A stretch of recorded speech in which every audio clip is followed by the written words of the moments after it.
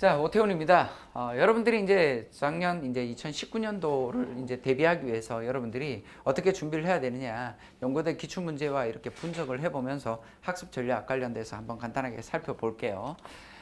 일단 연세대와 고려대학교는 문제가 유형이 좀 다릅니다. 연세대 유형은 보면 2017년도만 볼게요. 사실 연세대는 12년도부터 출발했지만 17년도 작년 거 한번 볼게요. 17년도의 문제에서 봤을 때 문제 문항수는 총 8문제고 전체적인 소문항까지 치면 11문제가 나옵니다. 증명 문제가 3문제가 나옵니다. 전체적으로 1변수, 다변수 합쳐서 1변수는 4문제가 나왔고요. 다변수는 총 7문제가 나왔습니다. 다변수가 훨씬 많은 느낌이 들죠. 문제가 많다고 해서 여러분들이 이게 뭐 다변수가 뭐 초점이 맞춰져 있다고 생각하겠지만 모르겠지만 실제로 여러분들이 결판 나는 건 1변수에서 많이 결판 납니다. 생각보다요. 그리고 계산 실수하지 않아야 되고요. 문제 한번 볼게요. 기출 문제를 보면 일단 문제가 잘 보일지 모르겠지만 주어져 있는 함수들을 보죠. 보통 일반적인 겁니다. 유리수와 무리수로 분리시켜서 함수를 특성화 분리를 시킵니다. 그래놓고 그 점에서 얘가 극한값을 입실론 델타 용법을 이용해서 풀으라고 되어 있는데 보기에는 상당히 복잡한 문제인 것처럼 보지만 상당히 단순한 겁니다. 유리수 따로 분리시키고 무리수 따로 분리시켜서 유리수 값일 때 x제곱이 어떤 값으로 0으로 뭐 x가 0으로 갈 때 어떤 특정한 a에서 간다는 거니까 얘 값이 어떤 특정한 값을 갖는 입실론 델타 용법을 이용을 하는데 유리수와 무리수의 값으로 분리시켜서 간단하게 그냥 보이는 겁니다. 보기에는 상당히 복잡할 것처럼 보이지만 훈련이 많이 되는 기본적인 문제이기 때문에 여러분들이 잘 풀 수 있는 그런 단순한 문제라고 보시면 되고요. 그 다음에 또 하나 보면 이렇게 서술하라고 나옵니다. 단조 수렴 정리를 서술화 세우라고 합니다. 수열에서 가장 기본적으로 감소하면서 수렴하는 유계한 수열은 수렴한다라는 게 우리가 단조 수렴 정리라고 하는데 그걸 써보라는 겁니다. 증명하는 것들도 우리가 준비를 해야 되지만 그 정리 자체를 쓰는 것들도 연세대에서는 출제한다는 거고요. 보이다시피 이제 얘 정리를 이용해서 다음 단계를 푸는 건데 수학적 기납법적인 걸 이용을 해서 우리가 이 문제를 간단하게 보일 수 있습니다. 넘어갈까요? 그 다음에 보시죠. 평균값 정리를 이용해서 다음이 증명하는 다음 부등식이 성립함을 보이라라고 되어 있는데 뭐 잘 모르면 평균값 정리를 쓰면 됩니다. 평균값 정리 쓰면 두 개의 값의 차이인데 하나밖에 없으니까 아크탄젠트 x값 빼기 뭐 아크탄젠트 제로 뭐 이런 식으로 쓰는 거죠. 얘 값은 0값이니까 놔두고 그 다음에 얘 값은 평균값 정리는 이 두 함수의 차이 값에다가 미분값으로 들어가거든요. 아크탄젠트 미분하면 얘는 뭐예요? 1 플러스 x제곱분의 1이니까 함수 c 값을 넣어서 이렇게 표현을 하면 되고 요 두 개 값을 빼가지고 여기다 곱하기 x라고 씁니다. c라는 값은 뭐냐면 0과 x 사이의 어떤 대표적인 값인데 0과 x 사이의 값이다라고 해서 c 값이 0일 때 c 값이 x일 때 집어넣어 보면 얘 대소관계 간단하게 표현되는 거니까 상당히 쉬운 문제입니다. 근데 연습이 되어 있지 않다면 이 문제도 학생들한테는 무거운 문제에 들어갈 수 있겠죠. 기본적인 문제고. 그 다음에 두 번째 이제 또 이런 문제도 보죠. 이거는 우리가 체인룰을 가지고 문제를 푸는 건데 보통 이제 다변수 함수에서 체인룰은 가장 기본적으로 나오는 거고요. 다음 함수의 모든 이기의 편도함수가 연속이다라는 이야기는 클레로 정리를 만족한다라는 어떤 의미입니다. f 편도 미분의 순서에 상관없이 해도 같다라는 게 우리가 성질을 이용하는 거고요. 트리를 그리는 거죠. ZRR이라고 되어 있는데 Z라는 함수는 이변수 함수입니다. X와 Y 그리고 X와 Y는 또다시 R과 S에 대한 함수로 되어 있는데 트리를 그리는 방법 간단하게 쓰자면 Z는 뭐라 하냐면 X와 Y 이렇게 분리시키고 그 다음에 X와 Y는 RS라고 이렇게 쓰는 거죠. 그래서 Z를 뭐에 대해서 R에 대해서 편도 미분을 두 번을 걸쳐서 계산하면 간단하게 나오는 아주 쉬운 문제에 들어갑니다만 훈련이 되어 있지 않다면 이 문제도 학생들한테 어려운 문제 들어갑니다. 시험장에서는 어차피 1시간, 세 과목을 보는 과목들은 1시간 내에 시험을 봐야 되거든요. 11문제도 시험장에 가면 여러분들한테 시간상으로 상당히 타이트하고 빠듯한 느낌이 들 겁니다. 왜? 답만 쓰는 게 아니라 서술을 해야 되니까요. 그 다음 문제 한번 보죠. 다음 함수의 어떤 조건일 때 함수의 최대값, 최소값을 구하세요라고 되어 있는데 이 값은 우리가 푸는 방식이 다양하게 있을 수 있지만 외부와 내부를 분리시켜서 문제를 풀어야 되고 또한 이 함수의 전체의 최대값과 최소값을 찾는 것보다는 x, y 두 개 곱하기에 최대값 최소값을 구한 다음에 얘의 최대값 최소값을 판별하는 방법으로 문제를 푸는 게 더 효율적으로 푸는 겁니다. 문제를 보자마자 내가 이 문제를 어떻게 풀어야 되느냐 이걸 생각하면서 문제를 푸는 거지 그냥 마치 공식화되어 있는 건 아닙니다. 일반 편입에서는 뭐 공식이 답은 보자마자 답이 이렇게 나온다라고 이렇게 하겠지만 연세대 고대는 어차피 답이 나왔다 하더라도 그 자체를 서술을 해줘야 되기 때문에 그런 문제와는 좀 수준이 다릅니다. 그 다음에 또 하나 보죠. 얘 같은 경우는 보통 이제 계산 문제를 보통 많이 내는데 얘는 뭐 가우스 함수에 관련된 문제도 나옵니다. 각 성분에 따라서 이 값에 따라서 우리가 분리시키는 건데 이것도 우리가 보통 수업 시간에 다 다뤘던 문제입니다. 보통 수업 시간에 이걸 4로 두고 실제로 문제를 풀어봤던데 작년에 시험 문제가 요거 100으로 바꿔놓고 똑같이 출제가 됐었습니다. 수업 시간에 했던 문제고요. 이것도 마찬가지죠. 이것도 우리가 뭐냐면 자코비안이라는데 어떤 영역이 찌그러져 있는 타원 영역, 타원 럭비공처럼 찌그러져 있는 모양일 때는 추안을 해서 이 적분을 간단하게 할 수 있는 방법이죠. 우리가 자코비안이라고 이렇게 이야기하는데 자코비안을 이용하면 풀 수 있는 뭐 이것도 뭐예요? 아주 수업 시간에 많이 풀어봤던 단순한 그런 문제 유형입니다. 쉽다라고 보시면 돼요. 근데 계산하기는 생각보다 그렇게 쉽지는 않겠죠. 막상 시험장에 가면요. 그래서 세대 일단 우리가 연세대 같은 경우는 고대하고 분리되는 게 연세대는 최대 3과목을 준비해야 되는 게 조금 단점이죠. 고대는 2과목만 보면 되니까. 그래서 학생들이 연세대는 2과목만 보는데 지원하고 고려대학교는 또 2과목 이렇게 하는 친구들도 많이 있습니다. 뭐 예를 들어 연세대는 화학과 같은 경우 화학과를 지원을 하고 2과목만 보면 되죠. 그 다음에 고려대학교 같은 경우는 화공을 지원하는 겁니다. 실제로 그렇게 해서 화공이 붙으면 고대로 가더라고요. 학생들이 작년에 그렇게 했었습니다. 그런 경우들도 있어요. 일단 난이도는 높다라고 이렇게 평가를 하지만 실제로 여러분들이 훈련을 하고 나면 난이도는 중하급 정도밖에 안 될 겁니다. 실제로는 이제 합격권은 한 70점 이상이라고 평균적으로 70점 이상이라고 저는 이렇게 봅니다. 그리고 서류평가 보고요. 공과 계열은. 그 다음에 면접평가, 이과 계열은 면접평가를 본다는데 면접평가를 해봤자 별거 아닙니다. 관련된 간단한 것들만 좀 물어보고요. 합계 150점을 해서 시험 문제 통과하게 됩니다. 여기서 영어 성적이 필요한데 공인 영어 성적이 필요하죠. 연세대나 고려대학교나 공인 영어 성적은 높을 필요가 없습니다. 통과할 수 있는 성적만 얻어두시면 됩니다. 여러분들이 괜히 고민하실 필요가 없어요. 그리고 대비를 하려면 어떻게 해야 되냐면 정의를 활용해야 되죠. 일단 연세대와 고려대학교는 공식을 많이 외우는 게 중요한 게 아니라 내가 그 정의를 정확하게 이해하고 있어야 됩니다. 그래야 어떻게 논리적으로 풀어나갈 건지에 대한 문제를 풀겠죠. 훈련을 하면서 문제를 바라보는 방향을 여러 번 설명을 할 겁니다. 이렇게도 풀 수 있고 저렇게도 풀 수도 있고 이런 문제를 우리가 분석해서 이렇게 쪼개서 나가야 된다는 것들 많이 할 거고요. 그 다음에 암기나 적당한 이해력으로 공부하는 방식은 매우 위험한 방법이고요. 이건 뭐냐면 제가 수업 시간에 똑같은 문제를 풀어줬다 하더라도 숫자만 바뀌면 학생들 못 푸는 그런 바보 같은 공부법은 안 좋겠죠. 그래서 정확하게 학습을 하셔야 되고 그 다음에 정리를 직접 써봐야 됩니다. 아까도 보니까 단도 수렴 정리를 쓰라라고 서술하라고 나오고 있기 때문에 실제로 쓸 수 있어야 되고요. 작년엔 정리 자체를 증명하라는 문제는 나오지 않았지만 그 전전년도까지는 계속 증명하라는 문제가 많이 나왔기 때문에 실제로 여러분들이 스튜어트 책에서 중요한 정리들은 다 꿰차고 있어야 됩니다. 몇 가지는요. 근데 그걸 통째로 외우게 하진 않습니다. 제가 따로 압축시켜서 외우기 쉽게끔 훈련시키니까 연습을 하시면 될 겁니다. 일단 연세대는 이렇고요. 고려대학교 한번 볼게요. 고려대학교는 2017년도 스타팅을 했다고 보면 됩니다. 물론 그 전에 쿠에 시험을 본다든지 여러 가지 영어 시험을 보고 뽑기도 했지만 일단 작년을 스타팅으로 둘게요. 수학과와 비수학과로 분리가 됩니다. 수학과는 총 10문제, 증명 문제가 2문제가 출제됐고요. 비수학과는 총 8문제고요. 서술형 2문제, 단답형 6문제입니다. 단답형 6문제는 답을 틀리면 땡 끝나는 거죠. 어떤 친구들은 건널비를 구하세요 이랬는데 선생님 부피 구했는데 답 줄까요? 당연히 점수 안 주겠죠. 빵점 처리 받습니다. 그러니까 실수하지 말아야 된다. 그게 중요하죠.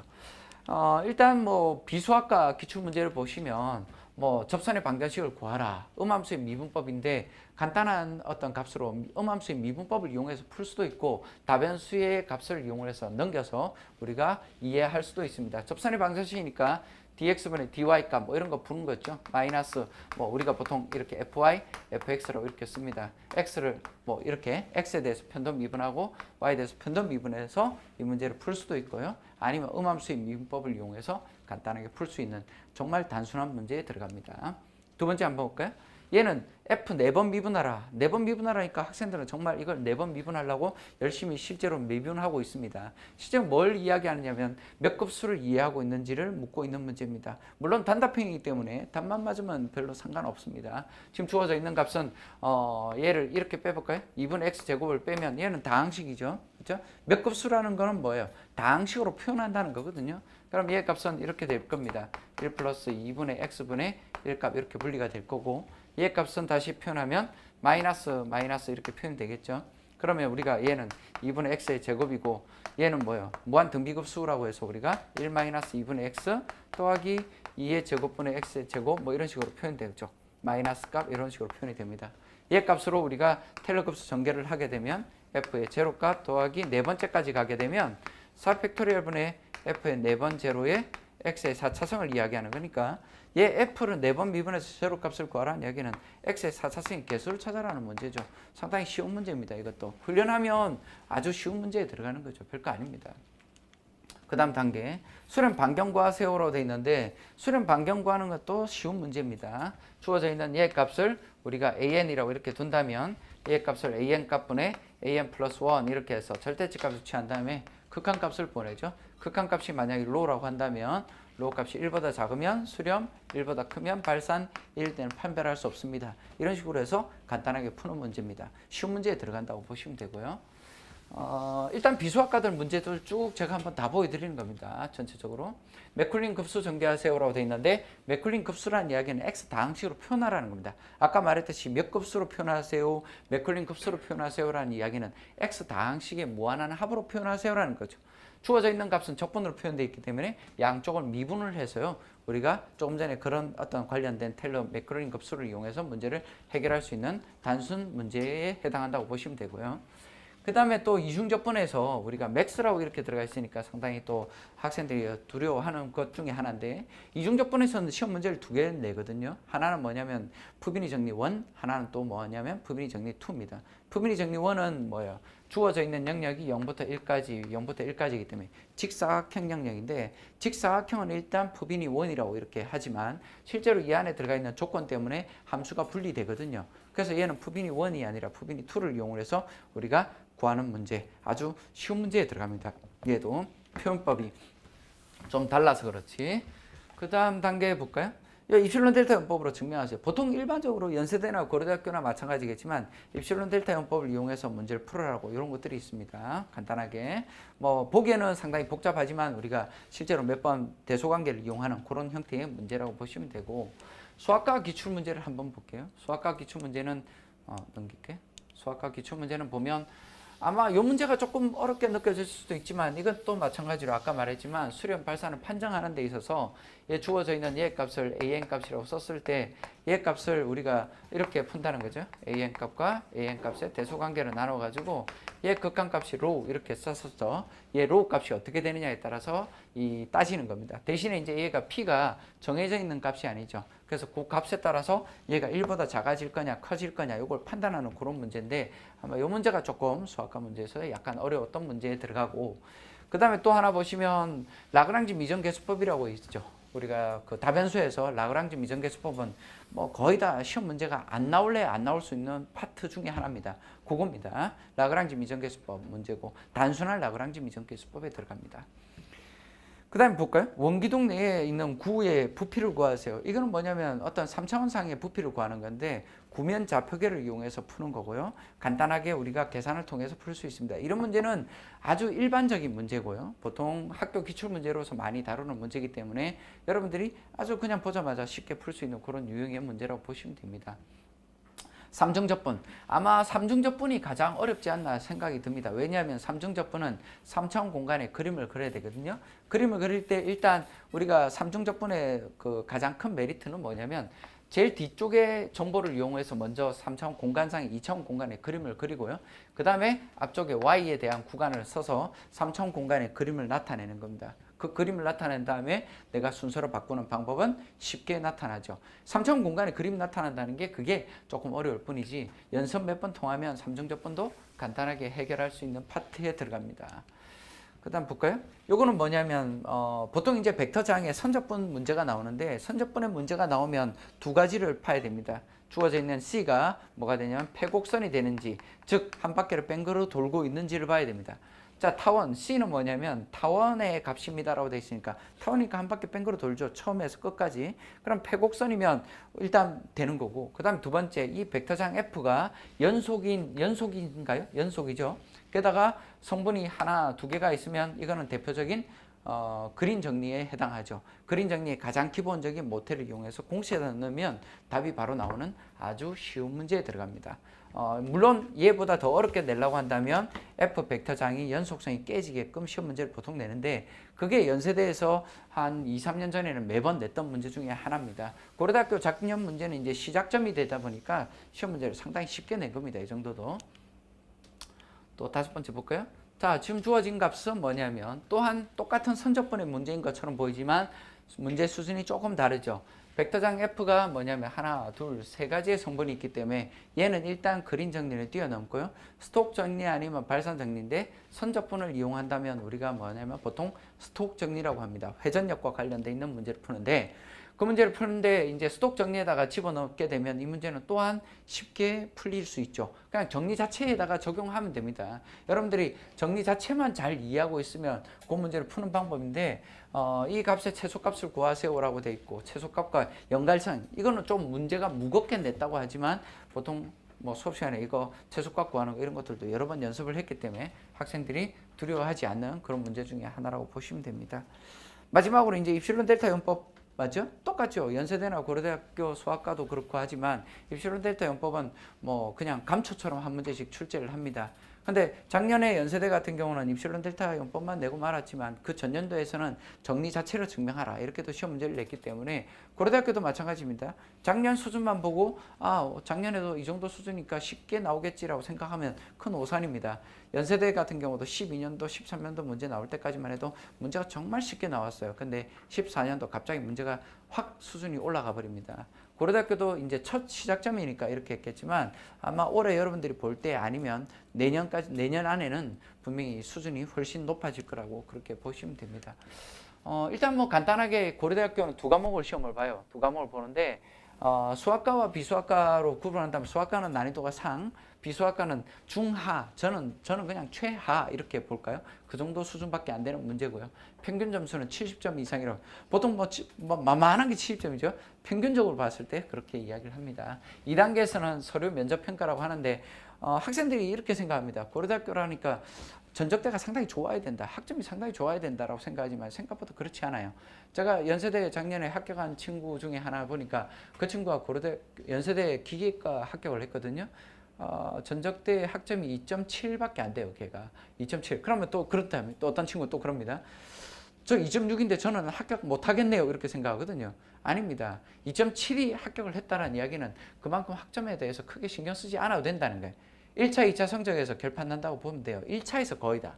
그리고 연세대도 그렇고 고려대도 그렇고 실제로 합격했던 친구들하고 많이 부딪혀서 이렇게 이야기를 해보면 어디서 결판이 나요? 합격한 친구들끼리 모여서 이야기해보니까 결론은 뭐예요? 1차 성적에서 결판이 나더라는 겁니다. 2차 면접 서류 평가 다 필요 없더라는 거예요. 사실은요. 물론 여기는 뭐 단계가 들어가지만 1차 성적이 높은 친구가 결국은 마지막에 최종 합격하더라. 이렇게 보시면 되고요. 단답형 이제 고려대학교 같은 경우는 단답형 문제가 나오니까 계산 실수는 절대 위험하죠. 그리고 학생들이 자주 실수하는 것 중에 하나가 뭐냐면 뭣도 모르는 문제를 대충 본다는 거예요. 정확하게 봐야 되죠. 문제를 읽을 때 정확하게 읽는 습관이 필요합니다. 어떤 친구는 겉넓이를 구하라는데 부피를 구하고 있고 부피를 구하라는데 겉넓이 구하고 뭐 이런 친구들이 있단 말이에요. 그래서 반복적인 연습을 통해서 그런 실수를 줄이고 그 다음에 증명 문제도 함께 출제가 되니까 정확한 이해를 통해서 응용력을 키우셔야 되고 비수학과는 처음 출제돼서 쉽게 나왔지만 아까 말했지만 수학과는 난이도가 좀 있거든요. 그래서 우리가 비수학과든 수학과든 상관없이 연세대와 동일하게 준비를 하면 됩니다. 책은 딱 하나예요. 스튜트 책. 그래서 여러분들이 제일 중요한 건 긍정적인 생각을 갖고 공부를 하는 게 합격의 가장 큰 지름길이 아닐까 이렇게 생각합니다. 여러분들 합격 꼭 하시길 바라고요. 응원합니다. 여기까지 하겠습니다. 수고하셨습니다.